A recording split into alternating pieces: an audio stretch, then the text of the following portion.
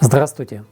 Это мой первый выпуск об альбомах в этом текущем 2025 году. Как вы знаете, Украина сейчас ведет борьбу с российскими колонизаторами за свою независимость, за выживание Украины как государства, за выживание украинского народа, который уничтожают уже третий год подряд. В таких условиях очень трудно заниматься чем-либо еще, что не имеет прямого отношения к окружающей нас действительности. Вот такие вот условия войны повлияли, естественно, и на мою семью. И поэтому мы тоже сейчас живем в режиме физического выживания. На сегодняшний день я не могу себе позволить потратить даже $1 на покупку какой-то пластинки для своей коллекции винила. Мы с трудом сейчас покрываем расходы, от которых зависит прямое наше физическое выживание. Поэтому сейчас моя коллекция винила не увеличивается, а наоборот уменьшается в количестве присутствующих в ней альбомов. Я уже продал где-то около 1000 альбомов из своей коллекции для того, чтобы наша семья имела необходимые средства для покрытия самых важных расходов, без которых мы не можем просто существовать. Для чего я это говорю? Я это говорю для того, чтобы вы понимали мою радость, когда 2 дня назад я получаю посылку от своего американского друга из США. Это посылка с винилом. Мой друг, ветеран гаражного рока Крейг Мур, выслал мне альбомы в подарок. Я, безусловно, этому очень рад, потому что в таких вот, тем более условиях, в которых мы живем, это очень приятный момент жизни. Я в этом выпуске расскажу вам о полученных мною альбомах, я вам их покажу. Все полученные мною альбомы от моего друга Крейга – это альбомы одного исполнителя, Фрэнка Синатры. В свое время я, когда была такая возможность, купил 15 альбомов Фрэнка Синатры, но, к сожалению, был вынужден 1/3 из них уже продать. И представьте мою радость, что вот сейчас у меня идет восстановление коллекции этого прекрасного исполнителя. Безусловно, я этому очень рад и с удовольствием этой радостью поделюсь с вами. Содержимое посылки, полученной мною от Крейга, обусловлено одним фактом. Я на своем YouTube-канале выложил видео, где я на гитаре исполняю музыку одной из песен Синатры «My Way». Это моя любимая песня. И Крейг это услышал, ему это, я надеюсь, понравилось, и он решил таким образом отреагировать на мое выступление по YouTube с исполнением этой песни. За что Крейгу огромное спасибо и моя огромная благодарность ему и его семье. Он поддерживает не только меня, он поддерживает и Украину в ее борьбе за независимость. Дело в том, что я настолько люблю песню «My Way», насколько Фрэнк Синатра ее ненавидел. Вот на мой личный взгляд, это самая лучшая похоронная песня всех времен и народов. И, честно говоря, тоже был бы рад, если бы на моих похоронах звучала эта песня. Ну а пока мы живы, давайте я вам расскажу подробно о каждом из полученных мною альбомов. Первым альбомом в моем обзоре будет сборный альбом Фрэнка Синатра под названием «Sinatra Sings of Love and Things». Этот альбом был выпущен в 1962 году. Мой экземпляр этого альбома, который я держу в руках, это также выпуск 1962 года, но репресс, так называемый. Данный альбом был отпечатан на фабрике компании Capitol Records в Лос-Анджелесе. Это 5-й сборник синглов и бисайдов лейбла Capitol, большинство из которых не были выпущены на студийных альбомах. Всего в сборнике 12 хороших популярных песен. На задней стороне обложки оригинального сборника 1962 года выпуска есть ошибка. В самой верхней строке указано 12 великолепных записей, никогда ранее недоступных на альбоме. Хотя на самом деле заключительная песня Something Wonderful Happens in Summer появилась на сборнике 1958 года. Сборник тот назывался This is Sinatra, Volume 2. Как утверждают некоторые фанаты певца, на альбомах тех лет, выпущенных лейблом Capitol, есть так называемая среднечастотная магия, которой не хватает в более поздних переизданиях. Это она дает вам ощущение, что Фрэнк Синатра стоит и поет прямо перед вами. 1962 год был очень продуктивным для Синатры. Он выпустил 6 студийных альбомов в тот год, плюс сборник, и все 7 выпусков вошли в топ-10 поп-чартов. Этот альбом включает в себя последовательную группу синглов, выпущенных компанией Capitol с музыкой Синатры. Вот такие виниловые альбомы предлагают тот тип звучания, который и был на оригинальных пленках в 1962 году. Плотный, насыщенный, полнотелый бас, естественная тональность в среднем диапазоне. Все инструменты имеют правильный тембр, прозрачность, глубина и объемность звука в трехмерном пространстве. Эффект присутствия в реальной студии. Хотя некоторые специалисты утверждают, что можно найти песни с этого сборника на других изданиях, и там они звучат еще лучше. Также некоторые фанаты певца упрекают создателей этого сборника, что он не имеет какой-то определенной объединяющей тематики, и музыкальные стили неоднородны. Ну, это уж кому как. По моему личному мнению, этот альбом можно рекомендовать всем любителям творчества Фрэнка Синатры. И я думаю, от присутствия такого альбома в вашей коллекции вы будете получать удовольствие. Второй альбом, полученный мною, это также сборный альбом. В нем находятся песни, которые в разные годы, начиная с 1939 по 1962 год, звучали в разных фильмах. И надо сказать, что эти песни получили премии «Оскар». И эти песни спел Фрэнк Синатра, и они были помещены в этот сборник. Сам сборник был выпущен в 1964 году. Мой экземпляр этого альбома – это переиздание, скорее всего, начала 70-х годов. И этот экземпляр был выпущен в Великобритании. Этот альбом, наверное, имеет самое длинное название среди всех альбомов, выпущенных Синатрой. Since Days of Wine and Roses, Moon River and Another Academy Award Winners. Синатра исполняет песни «Дни вина и роз», «Лунная река» и другие обладатели премии «Оскар». На дискоксе именно этого выпуска, полученного мною сборника, нет. Это не первый случай, когда я не могу найти свой экземпляр среди представленных на этом популярном сайте. Дискокс – это живой организм с постоянным брожением содержимого и сменой ранее установленных данных и фактов. Покупаете альбом, указано, что это оригинал. Проходит год или несколько лет, и тот же выпуск уже на дискоксе отмечен как переиздание. Хотя когда вы его покупали, вы платили за него как за оригинал.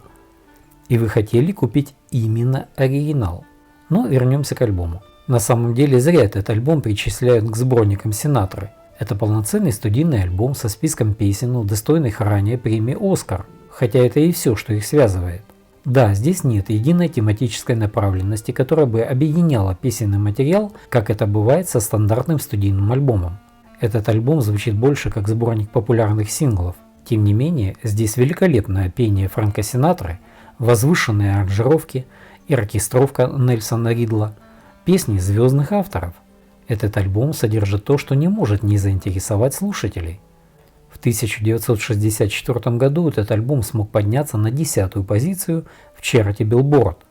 Не вижу существенных причин для любителей творчества Фрэнка Синатры, из-за которых бы они могли бы отказаться от того, чтобы иметь такой альбом в своей коллекции винила. Я вам представляю еще один сборный альбом под названием The Cole Porter Songbook. Как вы понимаете из названия, здесь находятся песни, написанные знаменитым композитором Колом Портером. Данный сборник выпускался в 1972 году. Я держу в руках оригинал этого сборника. это лимитированное клубное издание. Фанаты Синатры предъявляют претензии к этому выпуску, упрекая его создателей в том, что подбор песен для этого сборника выглядит случайным, не тематическим. Треки собраны из различных источников, некоторые из которых взяты не из лучших записей существующих вариантов. К примеру, знатоки утверждают, что здесь записи, взятые с бутлегов концертных выступлений и радиопередач, и при желании можно было бы использовать для этого сборника лучшие имеющиеся записи тех же песен. Не думаю, что присутствие на альбоме радиотреков – это такой уж большой недостаток. Это история, это еще один вариант исполнения любимых песен, что само по себе уже интересно.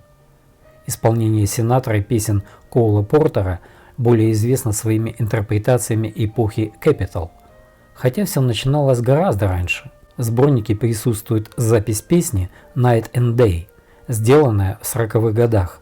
Возможно, это самый известный стандарт Коула Портера.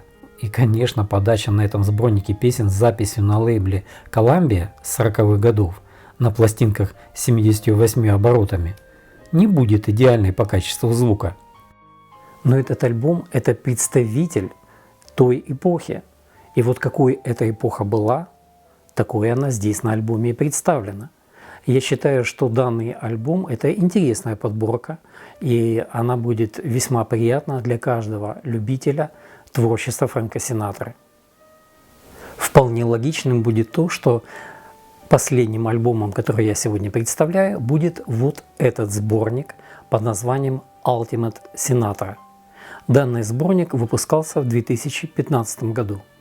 На этом сборнике представлены песни из почти 60-летнего периода творчества Фрэнка Синатры с 1939 года по 1993 год. Мой экземпляр этого альбома пока еще запечатан, он был выпущен в США. Сейчас мы его откроем и познакомимся с ним поближе. На двухвиниловой 180-граммовой версии Ultimate Sinatra 24 звездных записи, сделанные в периоды работы певца с лейблами Columbia, Capitol и Reprise, с которыми Синатра работал на протяжении всей своей карьеры. Хотя это не первый сборник Синатры, в котором представлены песни всех эпох. Ultimate Sinatra – это попытка Universal Music Group отметить столетний юбилей Синатры. В составлении этого сборника также приняли участие и Фрэнк-младший, Нэнси и Тина Синатры. Как для сборника очень хорошее качество записи. На пластинках нет фонового шума. Учитывая, что представленные здесь песни записывались в разное время, авторам этого сборника пришлось потрудиться, чтобы сбалансировать звучание песен, записанных в разные периоды и с разными техническими возможностями. Если первая сторона сборника еще звучит более просто, учитывая уровень тех оригинальных технических записей прошлых лет, то остальные три стороны сборника показывают более высокий уровень студийной записи. 31 августа 1939 года Фрэнк Синатра вошел в нью-йоркскую студию звукозаписи в качестве вокалиста оркестра Гарри Джеймса для двухпесенной сессии. Вторая записанная песня была All or Nothing at All Артура Олтмана и Джека Лоренса. Вот с этой песни и открывается первая сторона этого сборника. Как вы знаете, режиссер Алекс Гибни использовал название песни All or Nothing at All в качестве названия своего документального фильма о жизни и карьере Фрэнка Синатры, вышедшего в 2015 году. Первая сторона сборника содержит самые ранние работы Синатры. Это песни давно ушедшей эпохи, даже уже для конца прошлого столетия. Это легкая нежная музыка, как саундтреки из старинных фильмов. Мягкое звучание, как будто из рождественского альбома. Хотя и на этой стороне сборника есть пара-тройка песен, к примеру, песни Young at Heart 1954 года и I Have Got the World on a String 1953 года. Это песни уже с более традиционным звучанием песен Синатры, которая нравится подавляющему большинству слушателей. Это уже песни периода, когда Синатра ушел из Columbia Records и перешел в Capitol Records.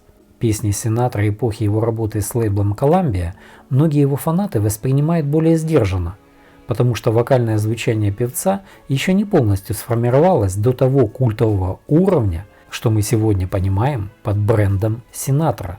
Открывает вторую сторону сборника песня Learning the Blues. Это уже 1955 год, время работы Синатры с лейблом Capitol. Период творчества певца, когда он научился искусно чередовать крайности радости и отчаяния, установив своего рода стандарт лирической интерпретации, который сохраняется и по сей день. Со второй стороны сборника уже начинаются более привычные лично для меня песни. В них уже больше шарма, джазовый оттенок, оркестровое сопровождение звучит уже более изящно. Здесь уже песни с отполированным вокальным мастерством. Хороший набор песен на этой стороне.